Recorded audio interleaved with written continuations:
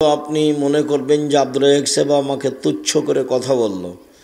আপনাকে তুচ্ছ করে কথা বলার আমার প্রয়োজনও নেই, তবে আল্লাহ বলেছেন মানুষ কুকুর শ্রীগেলের মতো হয়ে যাবে। এটা তো রংপুর মানে কি বুঝাতে চান আব্দুর রাজ্জাক সাহেব? রংপুর মানে বুঝাতে চাই অধিকাংশ মানুষের চরিত্র কুকুর শ্রীগেলের মতো। বলে এইটা কি? এটা হলো যে ওরা বনকে জমি দেয় না। রংপুর, দিনাজপুর, লালমিরহাট, নীলফামারী, কুড়িগ্রাম, পঞ্চগড়, ঠাকুরগাঁ, গাইবান্ধা, বগুড়া, জয়পুরহাট সব কাছাকাছি একই। মানে বোনেরা জমি চাইলে ভাইয়ের মাথা খারাপ হয়ে যায়। অথচ তোমার দাদা মারা গেছে, তোমার ফুফু জমি পাবে বিকেলে, আর তোমার বাপ পাবে সকালে। এরকম কি হিসাব না একসাথেই? তো 10 বছর মরা হলে যে তোমার দাদার তোমার ফুফুকে যে এখনো তোমার বাপ জমি দেয়নি। তোমার বাপকে গিয়ে বলিও কালকে আব্দুর রাজ্জাক সাহেব আপনাকে বলে গেছে আপনার জীবন নাকি কুকুর শ্রীগেলের মতো। আমি চললাম, নিজ উপার্জনকে আমি দেখবো, আপনার সাথে থাকতে রাজি নই। আব্বা ভাগ্য নিয়ে এসেছি, ফুফুর জমি মেরে খেয়ে বাঁচতে রাজি নই। ভাগ্য আমি ছেড়ে আসিনি, আমি ভাগ্য নিয়ে এসেছি। আমাকে কি আল্লাহ ভাগ্য ছাড়াই সৃষ্টি করেছেন? তো ভাগ্য ছাড়া সৃষ্টি করেনি, তো আমি ফুফুর জমি খাবো কেন? আর তোমার বাপের তো আরও নোংরা চরিত্র আছে, সেটা হলো তোমাকে বিবাহ দিয়ে টাকা নিয়েছে, যৌতুক নিয়েছে। তোমরা বাপ বেটা ভিক্ষা করে খাও। তোমাদের বাপ বেটাকে যদি ভিক্ষা না দেয় কেউ, তো ট্রেন স্টেশনে যাবা, কেউ চিনবে না, মানুষের কাছে হাত পাতবা। বেটা ভিক্ষা নাও, মানুষের কাছে যৌতুক নাও কেন? তোমার শ্বশুরের কাছে টাকা নিয়েছো কেন? নিবা কেন? কুকুর শ্রীগেলের মতো জীবন কেন? মানুষের বাড়িতে কাজ করে খাও, দিন মজুরি করে খাও, টাকা নিলা কেন? আগামীকাল সন্ধ্যা হতে হতে টাকা পয়সা, মোটর সাইকেল, খাটলা, চৌকি বক্স যা নিয়েছ সব ফেরত দেবা। পরের জিনিস নিয়ে ওসব মাতাব্বরি দালালি করো কেন? তোমাকে আমি সাড়া দিতে বলিনি, ওটা আমি পছন্দ করি না। তার মানে তুমি নিয়েছো, না হলে তোমার বাপ নিয়েছে, না হলে তোমার চাচা নিয়েছে, না হলে তোমার ভাই নিয়েছে, তুমি তো তাই। তো তোমাকে এটা তো খারাপ লাগার কথা। তুমি তো মুখখান বন্ধ করে মাথা নিচু করে থাকবা। তো তুমি হাসি মুখে সাড়া দিয়ে আমাকে কি বুঝাতে চাও? সম্মানিত দিনী ভাই বোন, আমরা এসব ধারি না। আমার বাপকে মাটি দেওয়ার পরে আগে জমি ভাগ করেছি, তারপরে আমরা খাওয়া দাওয়া করেছি। যদিও আমার ছোট ভাই জমি চিনে না কোথায় আছে, আমি তো একটু চিনি। ওরা আমরা খোঁজও রাখি না।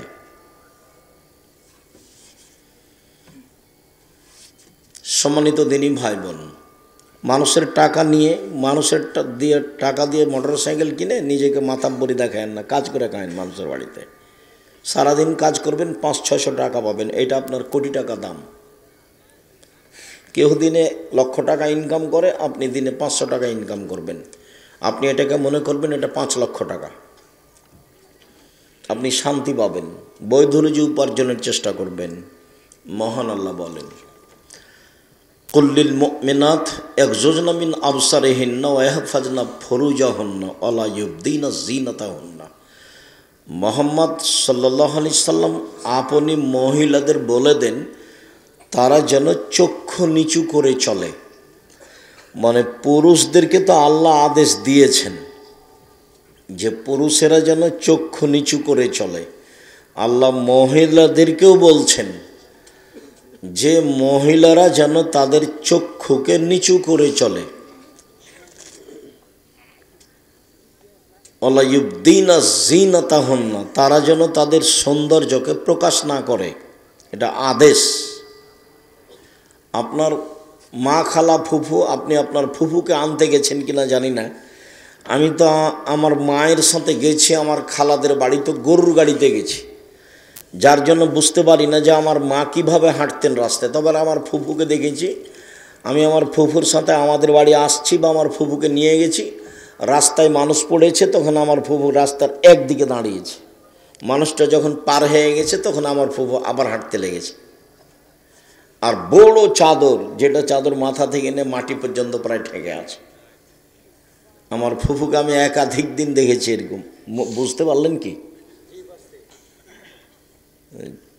তো আল্লাহ বলছেন যে মহিলারা যেন তাদের সৌন্দর্য প্রকাশ না করে। তো এটা কে দেখবে? মহিলা যার সে দেখবে, মেয়ে যার সে দেখবে, বাপ দেখবে।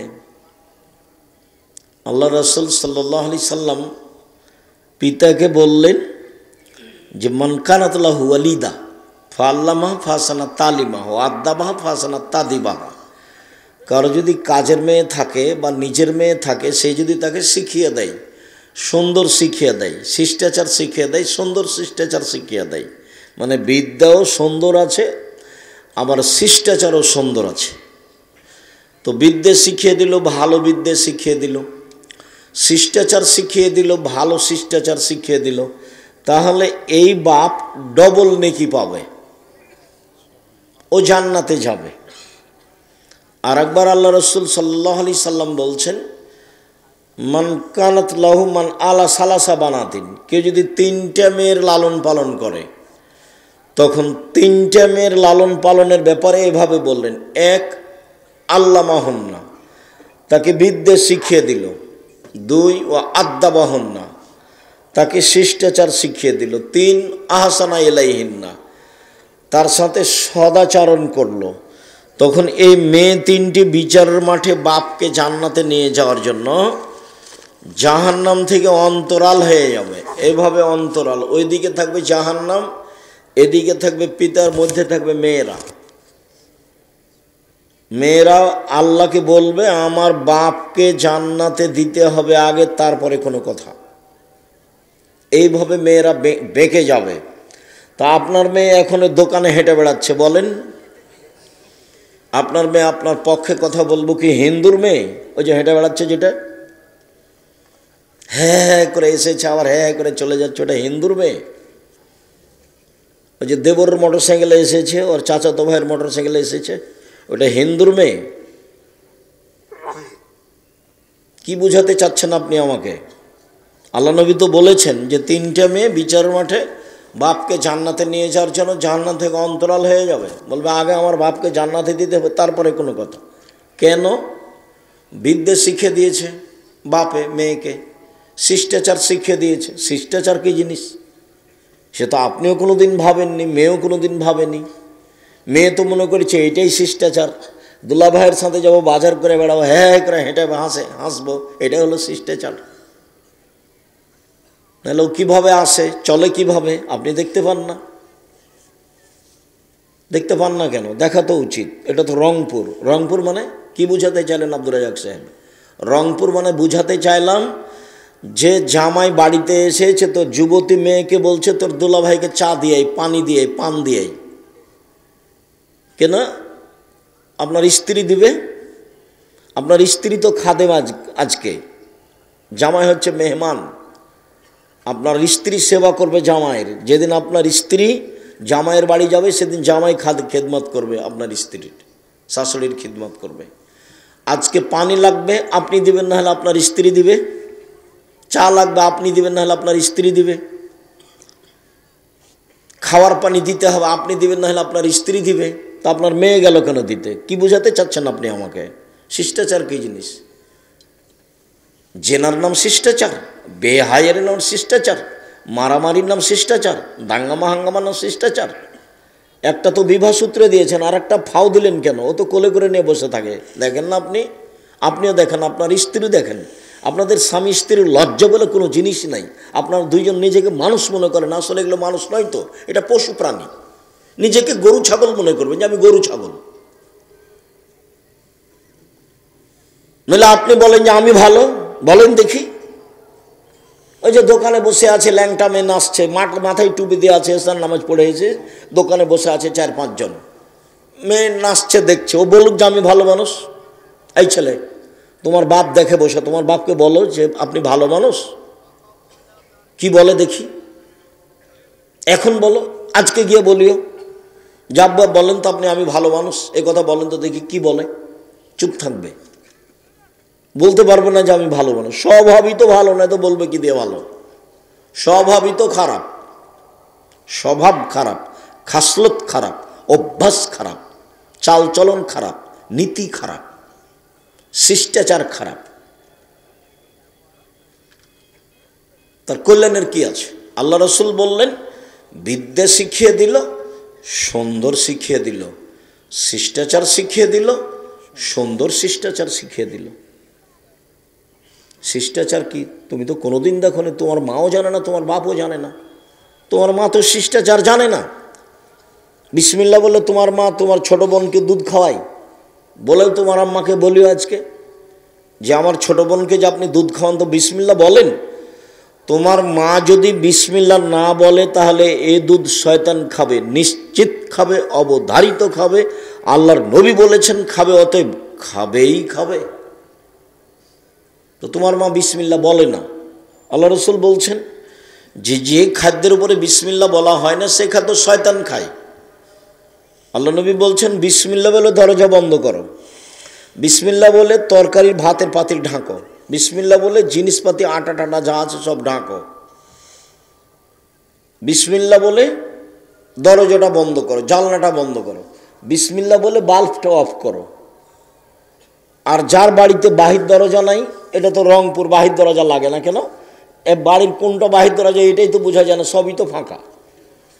এটা রংপুর, বৃহত্তর রংপুর, প্রায় সাতক্ষীরার মতো। সাতক্ষীরা মানে ওইদিকে একটা ঘর, এদিকে একটা ঘর, মধ্যে গরুর গাড়ির রাস্তা। তো এখানে ফের ইমান টিকবে কি করে? এরা আবার তাহাজ্জুদ পড়ে। কি তাহাজ্জুদ পড়ে কে জানি, আল্লাহ ভালো জানে কি তাহাজ্জুদ পড়ে। বাড়ি ঘেরতে হবে চটছালা দিয়ে, জমিদারি আছে ইট দিয়ে ঘেরো, টাকা আছে না আছে চটছালা দিয়ে ঘেরো। বাইরে একটা দরজা থাকবে, বাহির দরজা, গরিব মানুষ একটা পর্দা ঝোলানো থাকবে। আপনার স্ত্রী যখন রাতে ঘুমাতে যাবে তো ওরকম একটা কাঠখড়ি কিছু, এক আঙ্গুল দেড় আঙ্গুল বা কিছু বিসমিল্লাহ বলে রেখে দিবে। আল্লাহ রসুল বলেছেন সকাল পর্যন্ত এই দরজাতে শয়তান ঢুকতে পারবে না। হাদিস বুখারী মুসলিম। তো তোমার মা কি শিষ্টাচার জানে? তোমার মা তোমার বোনকে বিসমিল্লাহ বলে দুধ খাওয়ায় না। তোমার মা ভাতের পাতি থেকে ভাতটাও বের করতে জানে না, এমনিতে চামচ ডুবিয়ে দেয়। বলো তো কোন দিক থেকে চামচ ডুবাতে হবে? এক পাশ থেকে। তরকারি এক পাশ থেকে, গামলার ভাতটা উঠাতে হবে এক পাশ থেকে। তো কি শিষ্টাচার জানলো? তোমার বোনের নখগুলো বড় আছে, এটা কোন শিষ্টাচার? নখে নেইল পালিশ আছে, এটা কোন শিষ্টাচার? নেইল পালিশ তো ইহুদি খ্রিস্টানদের পতিতালয়ের মেয়েদের বৈশিষ্ট্য। ইহুদি খ্রিস্টানদের পতিতালয় আছে না, পতিতালয় মেয়েরা যারা যে বেশ্যা, যারা জেনা করে, তো ওদের বৈশিষ্ট্য হলো নখে নেইল পালিশ। তো তোমার বোনের আছে কেন? তো তোমার বাপ নেই বেঁচে? দেখে না তোমার বাপ? শুধু খালি উপার্জন করে খাওয়াতে পারলে বাপ হওয়া যায়? ভিক্ষে করেও তো মানুষ খায়।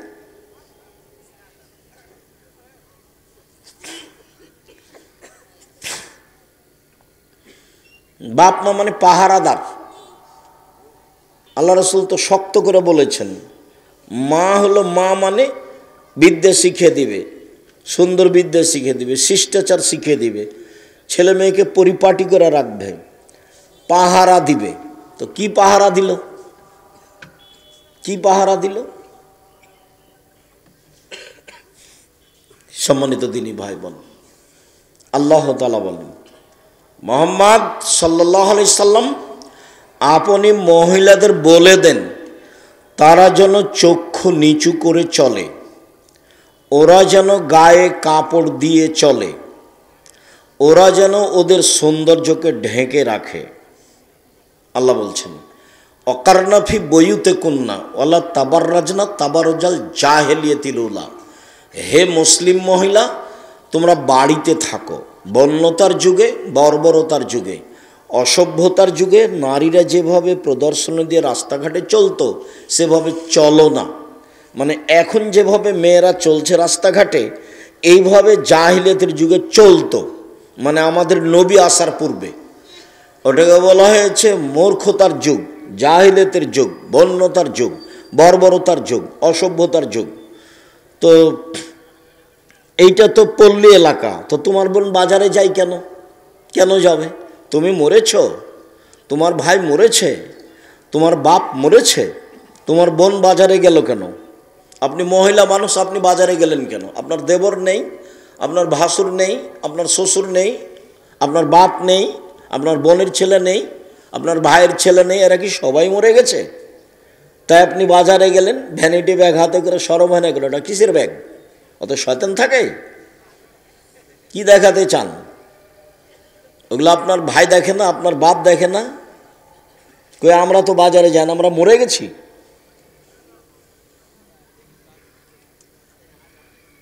কেন যাবেন? কেন বাজারে যাবেন মহিলা মানুষ? কেন আপনাকে এভাবে চলতে শিখতে হলো? জিনিস আপনাকে কিনতে হবে কেন? সহজ পথ। মহিলা মানুষ দুটা জীবনে কাজ করিয়েন না। এক, অভিমান। অভিমান করেছেন মানে সংসার ধ্বংস হয়ে গেছে। একটা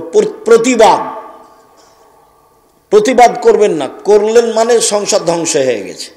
আব্দুর রাজ্জাক সাহেব, অভিমান মানে কি? অভিমান মানে হলো এই যে তুমি আমাকে স্বপ্নপুরী দেখতে নিয়ে গেলে না, কোথায় কক্সবাজার থেকে আসে দেখতে, আর রংপুরে আমার বাড়ি কাছে আছে স্বপ্নপুরী, একদিন দেখতে নিয়ে গেলে না, এর নাম অভিমান। একটা ভালো কাপড় দিলে না, যখনই একটু দেরি হবে তখন শয়তান বলবে, সারা দিন ওই মহিলার পিছে লেগে থাকবে শয়তান, দেখলে তোর স্বামী কথা মানে না, এর আগেও বলেছিলে দেয়নি, দেখলে কিছু তোমার স্বামী তোমাকে দেয়ই না, কোনোদিনই দেয়নি। এভাবে শয়তান বলতে বলতে বলতে এমন ভাবে সারা রাত আর তাকে ঘুমাতে দেবে না। সকালবেলাতে বলবে তোর সংসার আমি থাকবো না।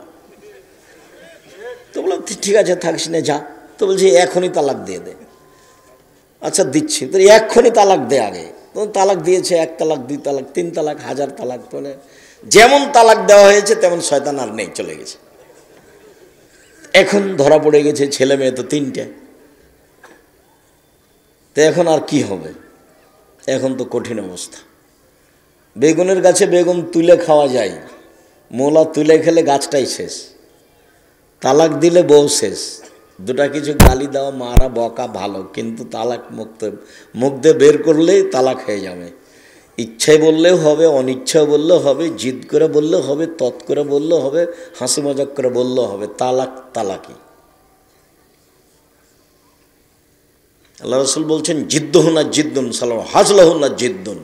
3টা জিনিসের চূড়ান্ত চূড়ান্ত, তৎ ও চূড়ান্ত, মজাক ও চূড়ান্ত।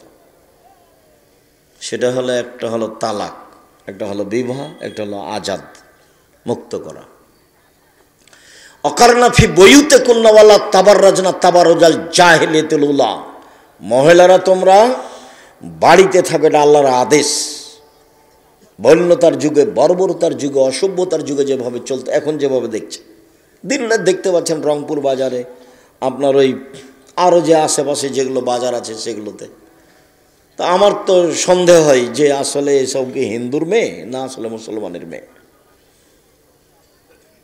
সম্মানিত দিনী ভাই বোন, আল্লাহ তাআলা বলেন, ইয়া আইয়ুহান নবী কুল্লি আজওয়াজিকা বানাতিকা নিসাইল মুমিনিনা ইউদনিনা আলাইহিন্না মিন জালাবিবিহিন্না। মুহাম্মদ সাল্লাল্লাহু আলাইহি সাল্লাম, আপনি আপনার মেয়েদেরকে, জনগণের স্ত্রীদেরকে, মহিলাদেরকে বলে দেন, তারা যখন বাড়ি থেকে বের হবে, প্রয়োজনে যদি বের হয়, তাহলে সে যেন মুখের উপরে কাপড় ঝুলিয়ে পর্দা করে বের হয়। তো শাড়ি পরলে পর্দা থাকে? এই ছেলে,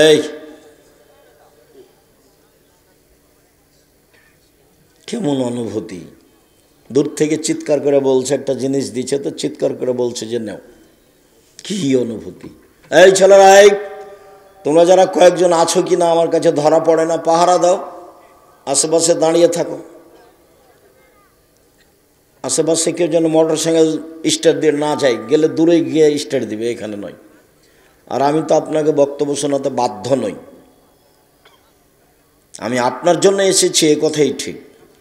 ক্লাস থেকে বের হয়ে এসেছি, আবার গিয়ে ক্লাস করব ইনশাআল্লাহ। আমি এত ব্যস্ততার মধ্যে আপনার কাছে এসেছি, আপনার জন্য এসেছি। আপনার আমি কিছু না কিছু উপকার করবই করব ইনশাআল্লাহ, এই জন্য এসেছি।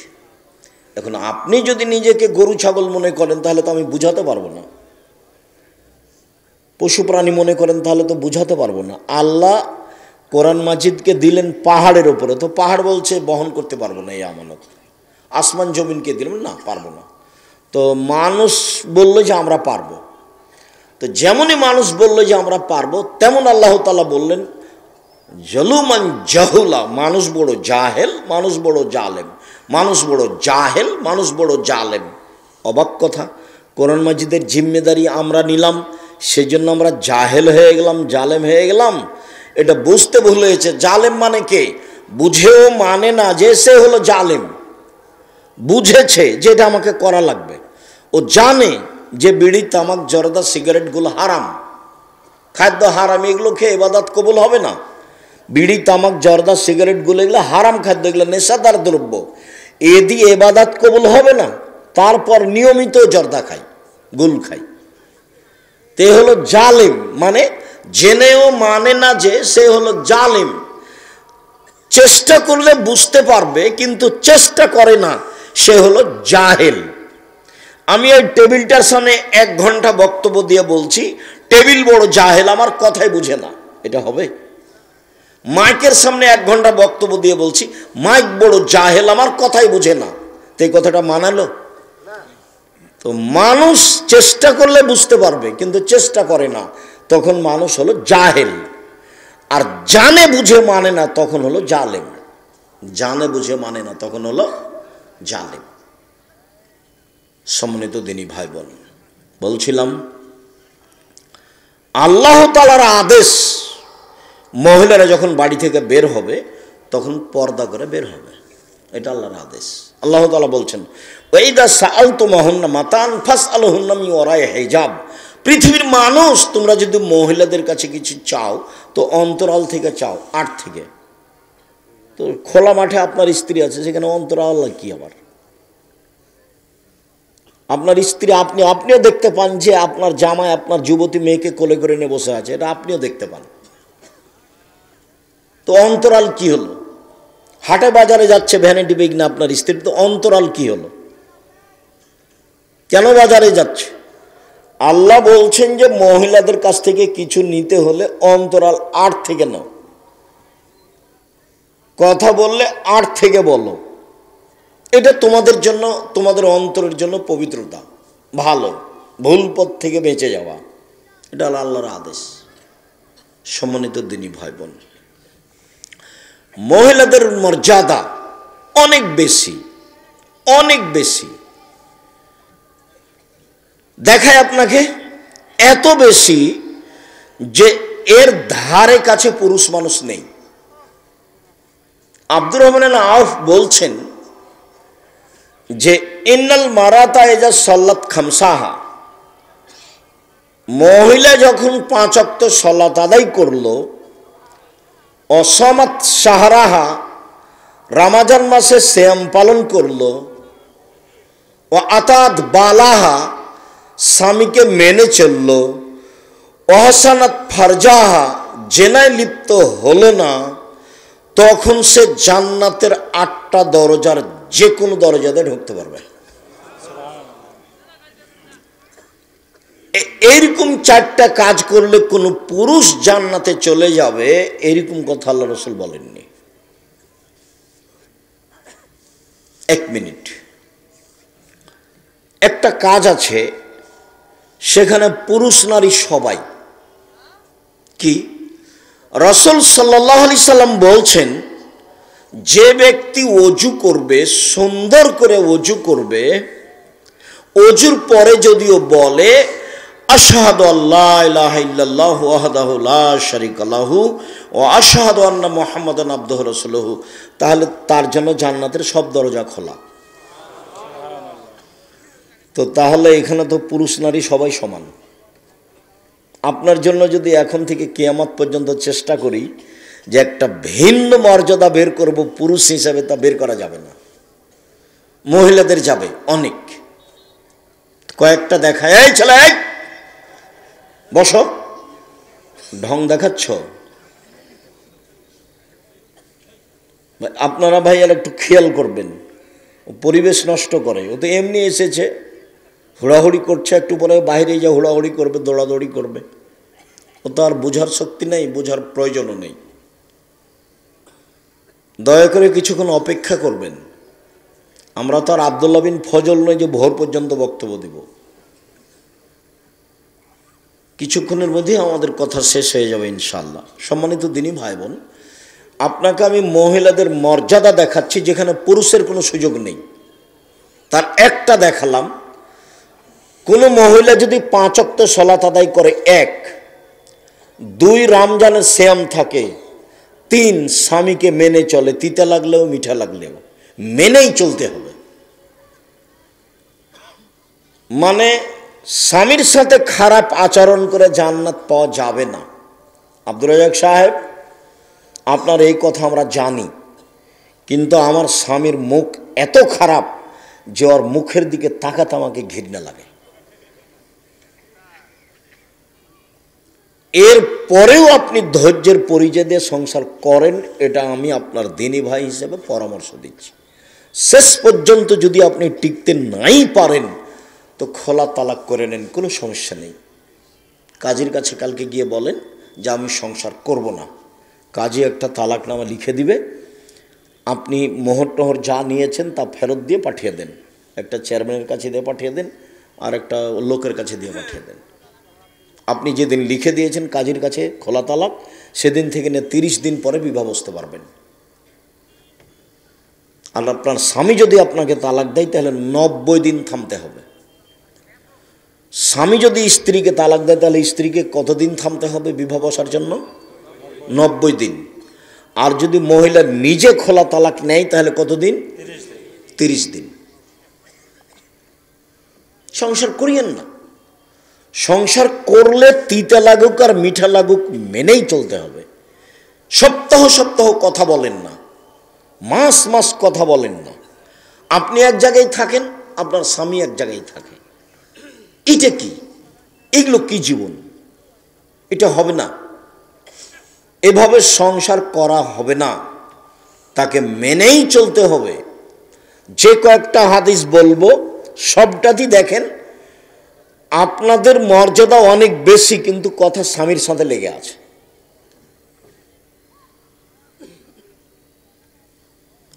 1 5 ওয়াক্ত সালাত, 2 রমজানের সিয়াম রোজা, 3 স্বামীকে মেনে চলা, 4 জেনায় লিপ্ত না হওয়া। কোনো সময় যদি জেনা ঘটে গিয়ে থাকে তাহলে আজ থেকে বন্ধ, তোবা করতে হবে। তাহলে কয়েকটা জিনিস হবে। 1, যে কোনো বিপদ থেকে আল্লাহ বাঁচিয়ে দিবেন জেনা বন্ধ করতে পারলে। প্রমাণ তো অনেক বড় কথা হলো। প্রমাণ আপনিও জানেন, খালি বললেই ধরা পড়বে। কেন? ওই যে 3 জন মানুষ রাস্তায় হাঁটছিল, বৃষ্টি আসলো, তখন তারা পাহাড়ের একটা গর্তে ঢুকলো, উপর থেকে একটা পাথর এসে গর্তটা বন্ধ হয়ে গেল। তো এখন এরা বের হবে কি করে? তো কয়েকশো মন ওজনের পাথর, কয়েক কোটি মন ওজনের পাথর, ওরা তো ঠেলে পার হতে পারবে না। তো এখানে একজন বলছে যে আল্লাহ, আমার মা বাপকে ভালোবাসতাম, পাথরটা একটু সরিয়ে দাও। তো আল্লাহ ঠিক আছে দিলাম। তো একজন বলল, আল্লাহ আমি একটা কাজের লোক নিয়েছিলাম, অর্ধেক দিন কাজ করলো, মনটা খারাপ করলো, চলে গেল, আমি টাকা দিতে চাইলাম, নিল না। অনেক দিন পরে এসে বলছে টাকা দেন, অর্ধেক দিন কাজ করেছি, টাকা দেন। তা আমি বললাম সব নিয়ে যাও, এগুলো আমি তোমার জন্য করেছি। তা আমাকে বলছে মজাক করবেন না, অর্ধেক দিনের টাকা দিবেন। বললাম মজাক করিনি, সব নিয়ে যাও। সব নিয়ে চলে গেছে। এই কাজটা তোমার জন্য করেছি, পাথরটা সরিয়ে দাও, বলে দিলাম। তো একজন বলছে যে আমি আমার চাচাতো বোনের সাথে অন্যায় করতে চেয়েছিলাম। তো আমার চাচাতো বোন আমাকে গরিব মানুষ মনে করে বলেছিল যে 100টা স্বর্ণ মুদ্রা লাগবে, দেনার, তাহলে আমি অন্যায় প্রস্তুত। আমার বিশ্বাস ছিল আমার চাচাতো ভাই নিঃস্ব মানুষ, টাকা ইনকাম করতে পারবে না। হঠাৎ একদিন দেখা গেল সে টাকা নিয়ে উপস্থিত, সে অন্যায় করার চেষ্টা করলো, আরম্ভ করবে। এরকম সময় আমি বললাম, দেখ অন্যায় করে আমাকে অসতী প্রমাণ করিস না, আল্লাহকে ভয় কর। তো আমার বোন যখন এভাবে বলল তখন আমি অন্যায় করিনি। তা আমি তো অন্যায় করিনি, আমি জেনা করিনি, আমি নিজেকে বাঁচিয়ে নিয়েছি, তুমি পাথর সরিয়ে দাও। তা আল্লাহ বললেন ঠিক আছে দিলাম, তুমি অন্যায় বন্ধ করো, বিপদ থেকে বেঁচে যাবা, যে কোনো বিপদ থেকে। তুমি যদি অন্যায় বন্ধ করতে পারো তাহলে বিচার মাঠে বিশেষ ছায়াতলে থাকতে পাবা। 7 শ্রেণীর মানুষ বিশেষ ছায়াতলে থাকবে, তার 1 শ্রেণীর মানুষ যে অন্যায়ের প্রস্তাব দেয় তখন বলে ইন্নী আখাফুল্লাহ, আমি আল্লাহকে ভয় করি। ওটা বুখারী মুসলিম, এটাও বুখারী মুসলিম। আর এখন যেটা বলছি সেটা কোরআন মাজিদের আয়াত, অনাহা নাফসা আনিল হাওয়া ফাইনাল জান্নাতে হিয়াল মাওয়া। কেউ যদি নিজেকে অন্যায় থেকে ঠেকাতে পারে আমি আল্লাহ তাকে জান্নাতুল মাওয়া দিয়ে দিলাম। তা আপনি মহিলা মানুষ, আপনি নিজেকে অন্যায় থেকে ঠেকান, জান্নাতের সব দরজা খোলা। আর পরে যেটা বললাম যে ওযু করার পরে এই দোয়া পড়লে জান্নাতের সব দরজা খোলা, এটা পুরুষও সুযোগ পাবে, মহিলাও সুযোগ পাবে, সমান সমান। মহিলাদের ভিন্ন মর্যাদা। রাসূল সাল্লাল্লাহু আলাইহি সাল্লাম বলছেন, পৃথিবীর মানুষ শুনে রেখো, খাইরুন নিসা, সবচেয়ে ভালো মহিলা কে? তো ভালো বলতে গিয়ে মানে জান্নাতে যাবে কারা? এক, নবী, নবী জান্নাতে যাবেন। দুই, সিদ্দিক, সত্যবাদী জান্নাতে যাবে। তিন, শহীদ, শহীদ জান্নাতে যাবে। চার, ও নিসা, ও আহলুন নিসা, ও নিসা মিন আহলিল জান্নাহ, মহিলারা জান্নাতে যাবে। মহিলারা জান্নাতে যাবে বলে আল্লাহ রাসূল চুপ হলেন না, আর একটু বললেন, সেটা হলো এক, আল অদুদ, স্বামীর সাথে প্রেম বিনিময় ভালোবাসায় আগ্রহী যারা। দুই, বেশি সন্তান দিতে পারে যারা। তিন, আল আউদ, কোনো সময় স্বামী মন খারাপ করলে হাত ধরে বলে, যতক্ষণ পর্যন্ত তুমি খুশি না হবা ততক্ষণ পর্যন্ত আমি কোনো কিছু খাবো না। এই নারী জান্নাতি নারী। এক, নবী জান্নাতে যাবে, তো ওখানে তো আমরা নেই। দুই, সিদ্দিক জান্নাতে যাবে, সত্যবাদী, আমরা তো সারাদিনে কত যে মিথ্যা বলছি হিসেবে। তিন, শহীদ, শহীদ তো শহীদই, আপনি যাকে শহীদ বলছেন এটা নয়, শহীদ জান্নাতে যাবে। চার, নিসাউ মিন আহলিল জান্নাহ, মহিলারাও জান্নাতে যাবে। আপনার তো সিরিয়াল আসলো না, কই আপনি? আপনার কোনো মর্যাদা ভিন্নভাবে নেই, মহিলারা জান্নাতে যাবে। মহিলারা জান্নাতে যাবে বলে আল্লাহ রাসূল তিনটা কথা বললেন। এক, স্বামীর সাথে ভালোভাবে চালচলনে থাকে যারা। দুই, বেশি সন্তান দেয় যারা। ভুলেও কোনোদিন একটা বা দুইটা সন্তান নিয়ে নিজেকে মনে করবেন না যে আর সন্তান লাগবে না। সন্তান কম হলে ইহকালও লস, সন্তান কম হলে পরকালে লস। সন্তান কম হলে ইহকালে লস মানে টাকা পয়সা কম হবে, ছেলে মেয়ে বেশি হবে, উপার্জন বেশি হবে।